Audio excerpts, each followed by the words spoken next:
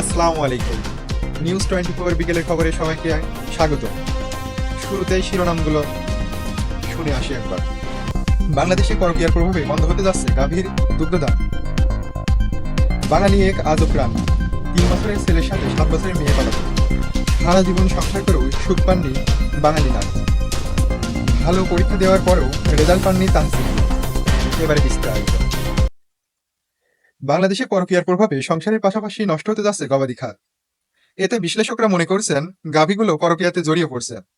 ষাঁড় গরুর সঙ্গে এতে করে তাদের পরকীয়ার সম্পর্ক তৈরি হচ্ছে, যার পরিপ্রেক্ষিতে তারা বাছুর নেওয়ার আগ্রহ লক্ষ্য করা যাচ্ছে না, যা হতে পারে দুধ সংকটের অন্যতম কারণ।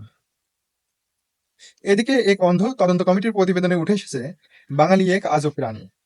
কেননা ঘুমন্ত মানুষকে ডেকে জিজ্ঞেস করে, তুই কি ঘুমাচ্ছিস না জেগে আছিস? এবং ঝগড়া করার সময় বাঙালি নিজেকে ভুলে যায়, তাই তো বারবার বলতে থাকে, তুই কি আমাকে চিনিস? আমি কে?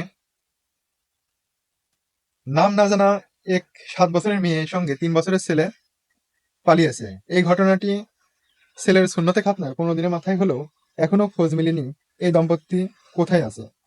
উভয়ের বাবা মা অনেক খোঁজাখুঁজির পরে যখন না পেয়ে হতাশাগ্রস্ত হয়, পুলিশের সন্নিকটে হয়ে কোদর থানায় একটি মামলা দায়ের করে, যার মামলার নাম্বার 420। অন্যদিকে সারা জীবন সংসার করেও সুখ পাননি ট্যাবলেটের মা। এতে করে সে সিদ্ধান্ত নিয়েছে আগামী 40 বছর প্রতিনিয়ত সে আজিজ বিড়ি খেয়ে বেঁচে থাকবে। ভালো পরীক্ষা দিয়েও রেজাল্ট পাননি তাহসিন। একে একে 59টি গার্লফ্রেন্ডের কাছে পরীক্ষা দেওয়ার পরও তাদের মন পাননি। শেষে 60 নম্বর গার্লফ্রেন্ডের কাছে ভালো পরীক্ষা হওয়ার পরও যখন রেজাল্ট না পায়, সে হতাশা হয়ে আরো 340টি প্রেম করার সিদ্ধান্ত নিয়েছে। এই সিদ্ধান্তকে সাধুবাদ জানিয়েছে বাঙালি এক শ্রেণীর মানুষ, যারা 70 বছরে 10টা বিয়ে করার পর এখনো সিঙ্গেল আছে। আজকের খবর এ পর্যন্তই।